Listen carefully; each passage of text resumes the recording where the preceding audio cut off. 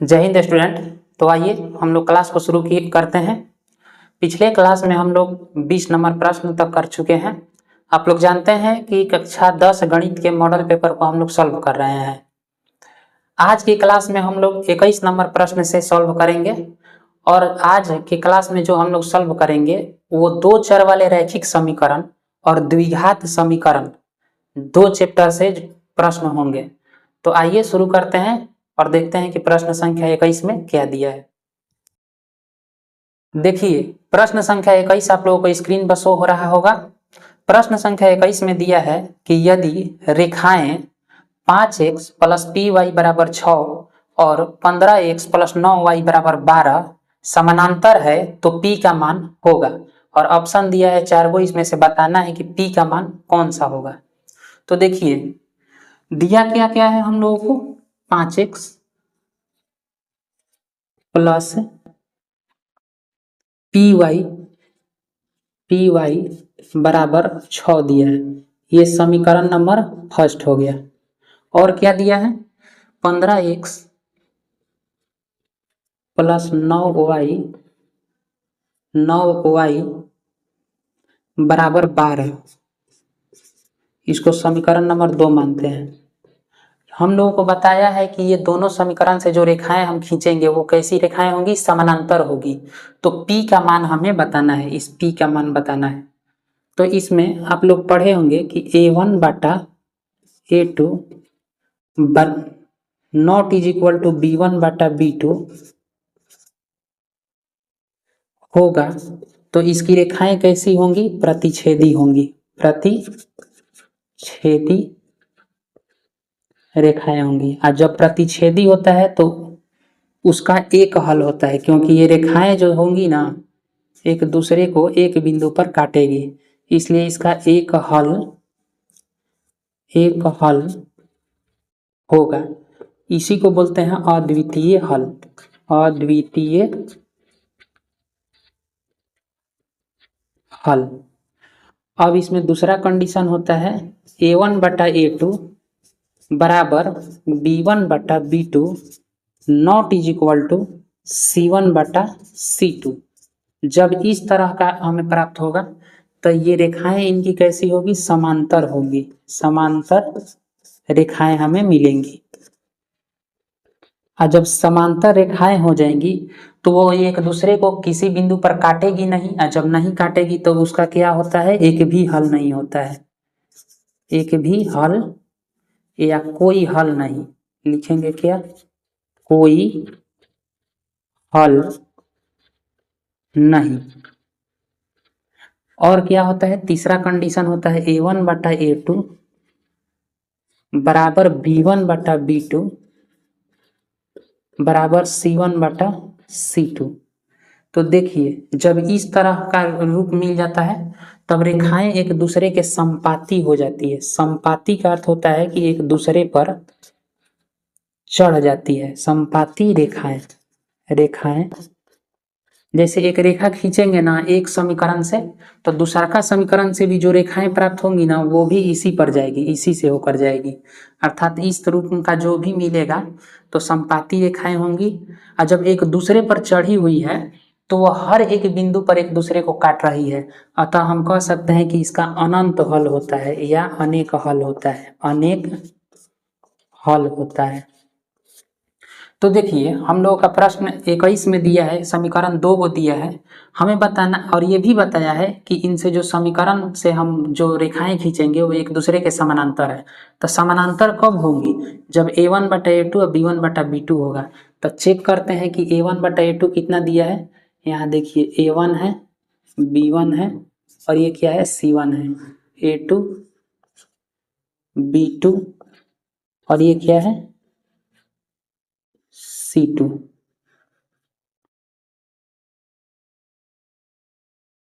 तो देखिए A1 बटा A2 तो 5 बटा 15 बराबर B1 बटा B2, B1 कितना है, P है, और B2 कितना है, 9 है। अब देखिए 5 के पहाड़ा से 5 3 15, ऊपर 1 बचा तो 1 बटा 3 मिल गया। इधर क्या चल रहा है, P बटा 9। अब देखिए P में 3 से गुना करेंगे तो 3P हो जाएगा। 9 में 1 से गुना करेंगे तो 9 होगा। अब p का मान निकालेंगे, सॉरी यहाँ 9 होगा, तो 9/3 अर्थात 3 के पहाड़ा से ये 9 3 मर्त में काट देगा, तो p का मान कितना आ गया, 3 आ गया, जो कि कौन सा ऑप्शन में है, ऑप्शन ए में दिया है, ऑप्शन ए में दिया है। तो 21 का आपका सही उत्तर हो जाएगा ऑप्शन ए। आइए अब प्रश्न संख्या 22 को देखते हैं। देखिए प्रश्न संख्या 22 आप लोगों को दिखाई दे रहा होगा स्क्रीन पर। प्रश्न संख्या 22 में दिया है कि यदि दो चरों में दो रैखिक समीकरणों का आलेख प्रतिच्छेदी रेखाएं हो तो हलों की संख्या बताइए। मतलब ये क्या पूछ रहा है, पूछ रहा है कि दो समीकरण दिया है और दोनों समीकरण से जो हम रेखाएं खींचेंगे वो एक दूसरे को काट रही है अर्थात प्रतिच्छेदी है, तो उसका कितना हल होता है। तो देखिए इसको कंडीशन यहाँ लिखे हैं, जब प्रतिच्छेदी होती है तो उसका कितना हल होता है, एक हल होता है। तो इसका ऑप्शन नंबर कौन सा हो जाएगा, इसका ऑप्शन नंबर हो जाएगा बी। ऑप्शन कौन होगा इसका, बी। तो 22 नंबर क्वेश्चन का सही उत्तर हो जाएगा 20। आइए अब प्रश्न संख्या 23 को देखते हैं। प्रश्न संख्या 23 देखिए आप लोगों को स्क्रीन पर शो हो रहा होगा। यदि 5x माइनस 8y बराबर 0 तथा 10x माइनस 18y बराबर 0 हो तो x तथा y के मान है। इस चारों ऑप्शन में से हमें बताना है कि x और y का मान क्या होगा। क्या क्या दिया है, दिया है समीकरण 5x माइनस 8y बराबर 0, और दूसरा समीकरण क्या दिया है, दूसरा समीकरण दिया है 10x माइनस 18y बराबर 0।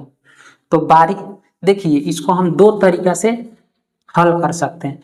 एक तो पूरा समीकरण 1 और 2 को हल करेंगे एक दूसरे में से घटाकर, और तब x और y का मान निकालेंगे। और एक ऐसा भी है कि हमें तो ऑब्जेक्टिव क्वेश्चन बनाना है ना, तो ऑप्शन से ही हम लोग चेक कर लेंगे कि कौन सा ऑप्शन सेटिस्फाइड कर रहा है, अर्थात x और y का मान रखेंगे तो जब 0 आ जाएगा तो कहेंगे कि वही क्या हो गया, x और y का मान हो जाएगा। लेकिन दोनों में रखने पर आना चाहिए। तो आइए बारी बारी से चेक करते हैं।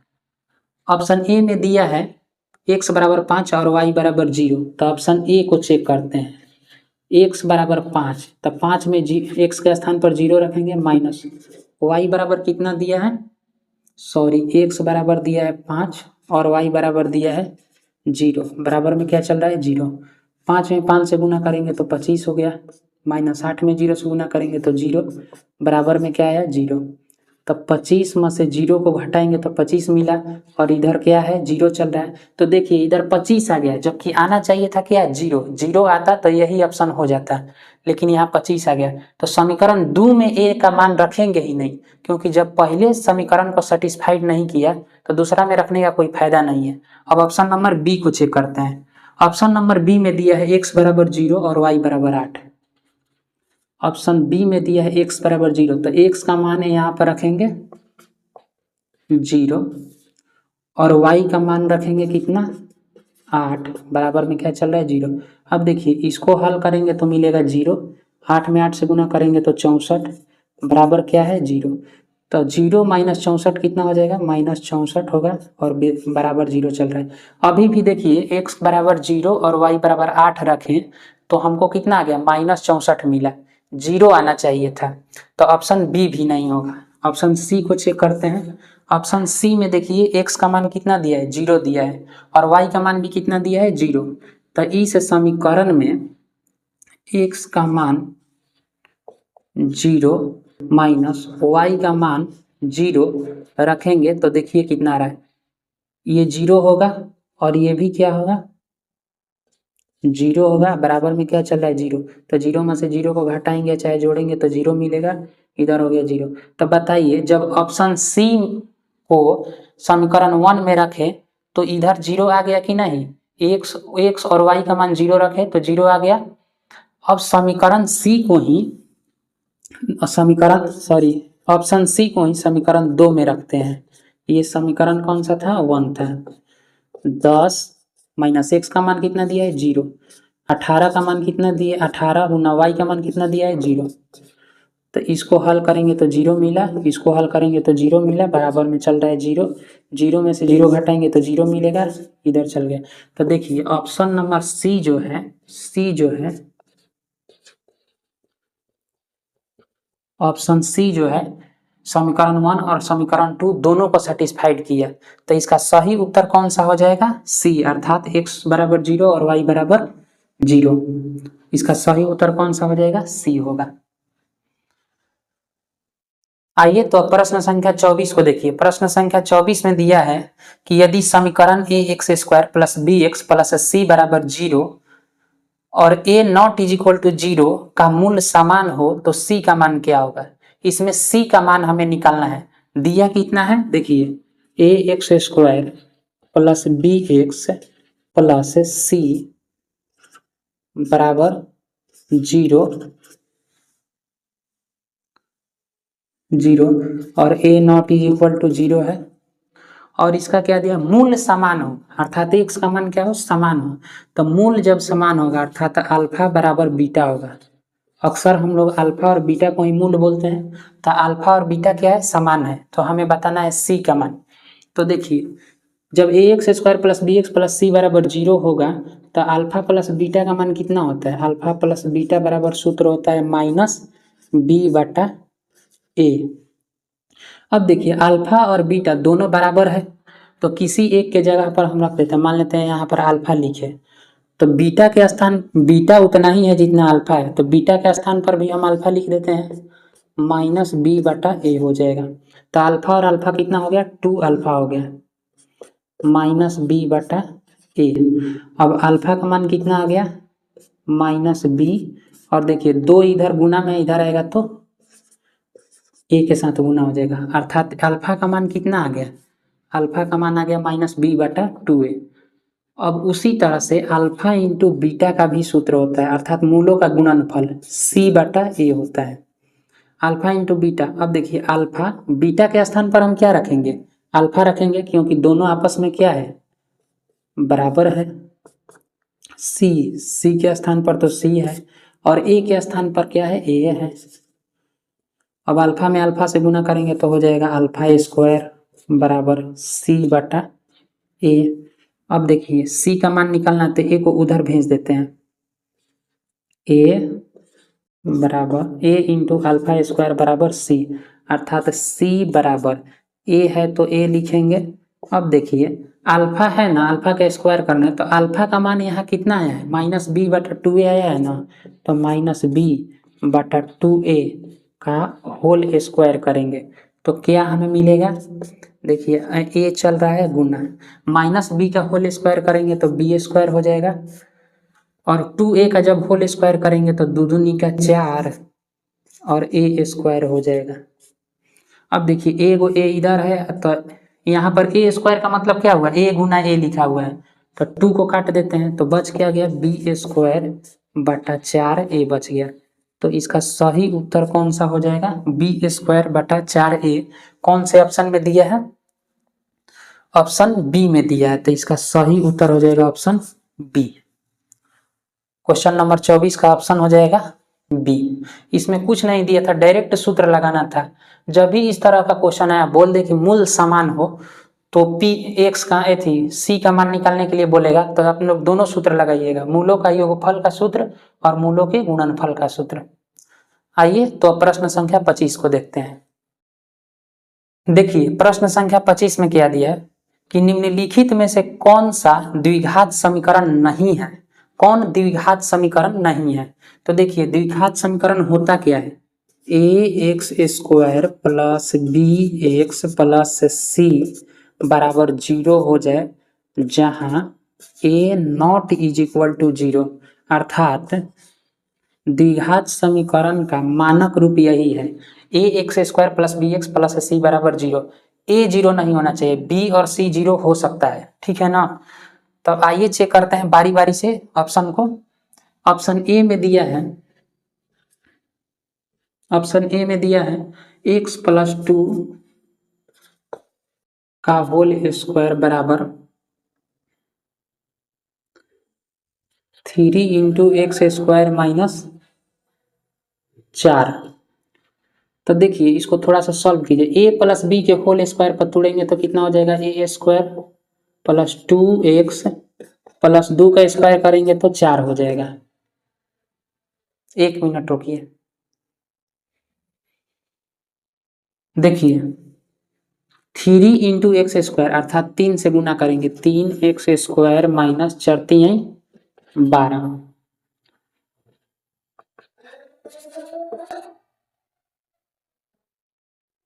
देखिए एक्स स्क्वायर, ये 3x स्क्वायर इधर है प्लस में तो इधर जाएगा तो माइनस में हो जाएगा, प्लस 2x प्लस 4, ये माइनस में 12 है तो इधर जाएगा तो प्लस में 12 हो जाएगा 0।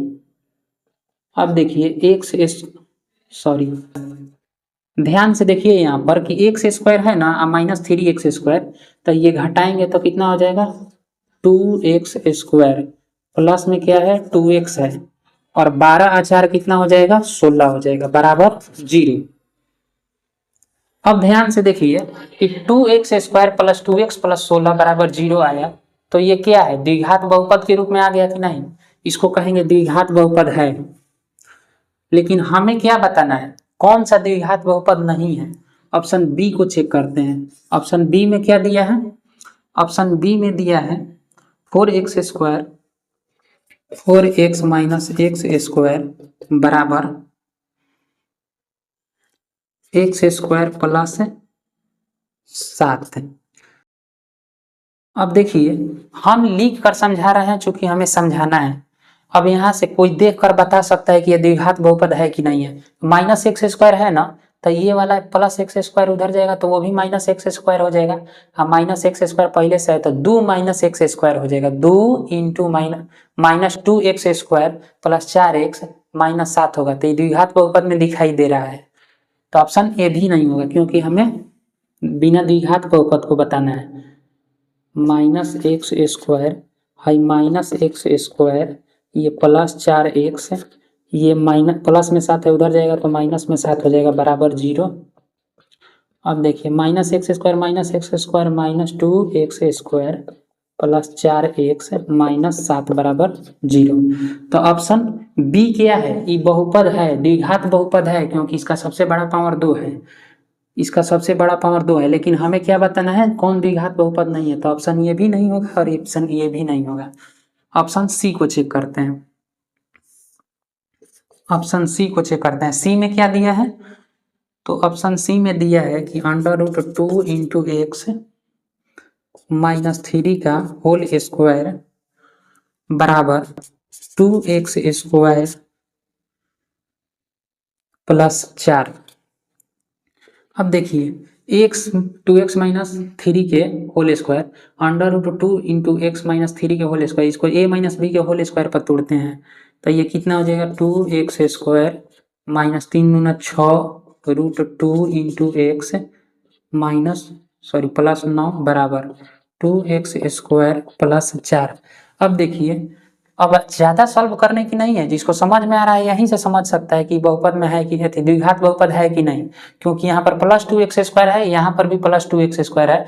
जब e प्लस 2x स्क्वायर उधर जाएगा तो माइनस में हो जाएगा, तो 2x स्क्वायर है 2x स्क्वायर खत्म हो जाएगा तो बच जाएगा इतना और ये 4 बच जाएगा, तो वो द्विघात बहुपद नहीं होगा क्योंकि सबसे बड़ा पावर 2 नहीं मिला।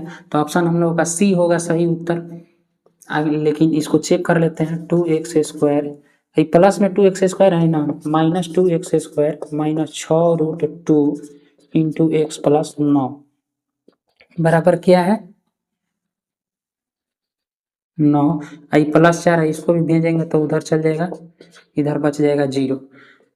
तो देखिए plus 2x square minus 2x square खत्म हो गया, बच कितना गया minus 6√2 into x plus 9 minus 4 हो जाएगा प्लस 5 बराबर 0। अब बताइए द्विघात बहुपद है, द्विघात बहुपद नहीं है क्योंकि इसका सबसे बड़ा पावर 2 हमें नहीं मिला, तो यही हम लोगों का सही उत्तर हो जाएगा ऑप्शन सी। कौन सा होगा सही उत्तर, सही उत्तर होगा उत्तर ऑप्शन सी होगा। तो देखिए 26 नंबर प्रश्न में क्या दिया है, 26 नंबर प्रश्न में दिया है कि यदि द्विघात समीकरण एक्स स्क्वायर -7x + 12 बराबर 0 का एक मूल 3 हो तो इसका दूसरा मूल होगा। दूसरा मूल हमें बताना है कि क्या होगा। क्या दिया है द्विघात बहुपद, x² -7x + 12 बराबर 0 दिया है और इसका एक मूल दिया है अर्थात अल्फा का मान दिया है कितना 3 और बीटा हमें नहीं पता है। एक मूल दिया है तो उसको अल्फा मानो चाहे बीटा मानो, कोई भी हम मान सकते हैं। तो हम मान लेते हैं कि अल्फा का मान 3 दिया है और बीटा का मान हमसे पूछा है कि क्या होगा दूसरा मूल। तो देखिए हम लोग जानते हैं कि मूलों का गुणनफल अर्थात अल्फा इंटू बीटा बराबर होता है c/a। अल्फा का मान कितना है 3 दिया है, एक मूल दिया है हमको 3 और एक मूल नहीं दिया अर्थात बीटा हमें पता नहीं है। c का मान कितना है 12 है, a का मान कितना है देखिए a के स्थान पर क्या है 1 है। अब b का मान हमें निकालना है तो 12 और 3 जो है इधर 1 के साथ आकर गुना में हो जाएगा तो 3 एकम 3, 3 चौके 12 अर्थात b का मान कितना आ गया 4 आ गया। तो ये कौन सा ऑप्शन में दिया है बीटा बराबर बी नहीं सॉरी बीटा है, ये ऑप्शन नंबर बी में दिया है बीटा बराबर 4। तो हम लोग का सही उत्तर हो जाएगा इसका ऑप्शन नंबर बी। तो देखिए 27 नंबर प्रश्न को, 27 नंबर प्रश्न में दिया है कि यदि द्विघात समीकरण x² + px + q बराबर 0 के मूल p तथा q हो तो p + q बराबर होगा। देखिए द्विघात समीकरण दिया है x² + px + q बराबर 0, तो हमें बताना है p + q का मान, हमें यही बताना है। तो देखिए हम लोग जानते हैं कि अल्फा प्लस बीटा बराबर सूत्र होता है -b/a। तो अल्फा के स्थान पर दिया है p और बीटा के स्थान पर दिया है q, तो p + q बराबर -b और b के स्थान पर क्या दिया है p दिया है, p दिया है माइनस पहले से है, a के स्थान पर क्या दिया है 1 दिया है। तो p + q का मान कितना हो जाएगा -p। तो p + q का मान कितना आ गया -p आ गया। -p देखिए तो कौन सा ऑप्शन में दिया है -p नहीं दिया है, कोई बात नहीं -p नहीं दिया है ना। तो देखिए इतना ही होगा, इतना ही सॉल्व करना है। यदि -p दिया रहता तो उसको हल करते, नहीं दिया है तो एक चीज और चेक कर लेना है एक बार, ऑप्शन जब नहीं मैच करे तो अल्फा इंटू बीटा का भी हम लोगों को सूत्र पता है c/a होता है। अल्फा के स्थान पर दिया है p और बीटा के स्थान पर दिया है q बराबर c/a। तो c के स्थान पर क्या दिया है q दिया है ना और a के स्थान पर क्या दिया है a के स्थान पर 1 दिया है। तो यहाँ से p बराबर क्या हो जाएगा q/, गुना में है तो इधर आएगा तो बटा में q, तो ये q से q कट जाएगा एक मर्त में अर्थात p का मान कितना आ गया 1 आ गया। तो p का मान 1 आया ना तो इसको इसमें रख देते हैं p + q बराबर हम लोगों को कितना आया -p। तो p का स्थान हम यहाँ से निकाल दिए हैं तो कितना आया है 1, तो p + q का मान कितना आ गया -1। अब देखिए ऑप्शन कौन से ऑप्शन में दिया है -1, तो ऑप्शन बी में दिया है। तो इसका सही उत्तर हो जाएगा क्या ऑप्शन बी। जब आंसर मैच कर जाता -p तो उसको p मारकर आगे बढ़ते, लेकिन जब मैच नहीं किया तो एक बार इसको भी चेक कर लेना है, कोई सा भी इस पर आधारित प्रश्न पूछेगा तो। आइए अब प्रश्न संख्या 28 को देखते हैं। प्रश्न संख्या 28 में दिया है कि द्विघात समीकरण 3x² - 13x + 10 बराबर 0 का विविधकर है। इसमें बताना है कि विविधकर क्या होगा। 28 नंबर प्रश्न में दिया क्या है 3x² - 13x + 10 बराबर 0। तो हमें बताना है विविधकर को डी से सूचित करते हैं, यही हमें बताना है। तो ये डायरेक्ट हम लोग का द्विघात समीकरण जब पढ़ते हैं तो विविधकर का सूत्र होता है डी बराबर होता है बी स्क्वायर माइनस 4ac। तो डी बराबर कितना हो गया, बी का मान कितना दिया है -13 दिया है, ध्यान देना चिन्ह के साथ लिखना है, -13 का होल स्क्वायर माइनस 4 है तो 4 लिखेंगे। ए का मान कितना दिया है 3 दिया है तो 3 लिखेंगे। सी का मान कितना दिया है 10 दिया है। तो 13 का जब होल स्क्वायर करेंगे -13 का तो ये आएगा 169। आप लोग 13 गुना 13 करके लिखिएगा, नहीं आएगा तो इतना ही आएगा। 4 में 3 से गुना कर देंगे तो 4 3 12 आधा है 120। अब देखिए 169 में से 120 घटाएंगे तो ये हो जाएगा 9 और ये हो जाएगा 4, अर्थात डी का मान कितना आ गया 49, अर्थात विविधकर हम लोग का आ गया 49। तो ये कौन सा ऑप्शन में दिया है, ये ऑप्शन ए में दिया है 49। तो इसका सही उत्तर हो जाएगा ऑप्शन ए। देखिए अब प्रश्न संख्या 29 को, प्रश्न संख्या 29 में दिया है कि द्विघात समीकरण x इंटू 2x प्लस 5 बराबर 0 के मूलों का गुणनफल बताना है। अर्थात द्विघात समीकरण दिया है, हमें उसका गुणनफल बताना है। लेकिन द्विघात समीकरण किस रूप में दिया है, इस रूप में x इंटू 2x प्लस 5 बराबर 0। तो इसको बढ़िया से बना द्विघात रूप में डालते हैं। x में 2x से गुना करेंगे तो 2x स्क्वायर हो जाएगा, प्लस x में 5 से गुना करेंगे तो 5x बराबर 0। अब देखिए ax स्क्वायर प्लस bx दिया है लेकिन c का मान नहीं दिया है। द्विघात समीकरण का स्टैंडर्ड रूप क्या होता है, ax square plus bx plus c बराबर 0 होता है ना। तो देखिए इतना चीज हमको दिया है, c नहीं दिया है। तो c नहीं दिया है तो इसको बनाने के लिए हम लोग क्या करते हैं, 2x square plus 5ax plus 0, अपने मन से 0 इसमें ऐड कर देंगे, जोड़ देंगे। बताइए किसी भी चीज में 0 को जोड़ेंगे चाहे घटाएंगे तो कुछ उसके मान पर अंतर पड़ेगा, नहीं पड़ेगा। वही काम किए 0। तो आप लोग पूछिएगा कि जब मान पर अंतर नहीं पड़ रहा है तो काहे लिए लिख रहे हैं।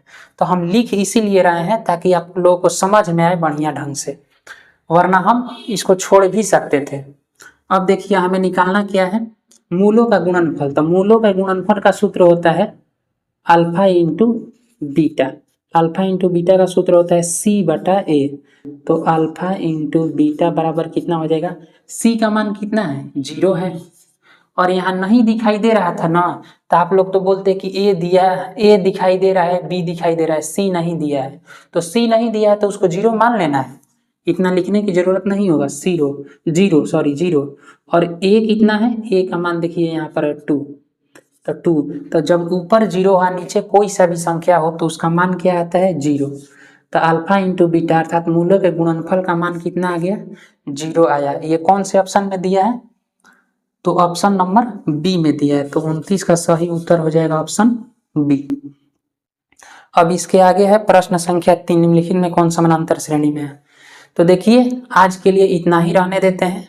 आज के जितना भी हम लोग प्रश्न हल किए वो सभी क्या था, वो सभी था 2 चर वाले रैखिक समीकरण और द्विघात समीकरण पर आधारित क्वेश्चन था। तो आगे के प्रश्नों को अब आगे के क्लास में देखेंगे। तब तक के लिए जय हिंद।